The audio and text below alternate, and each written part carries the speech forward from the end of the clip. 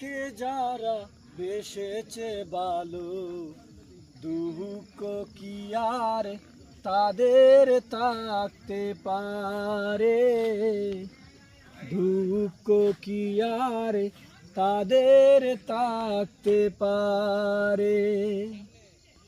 আল্লাহকে যারা বেসেছে ভালো, দুঃখ কি আর তাদের থাকতে পারে, দুঃখ কি আর তাদের থাকতে পারে।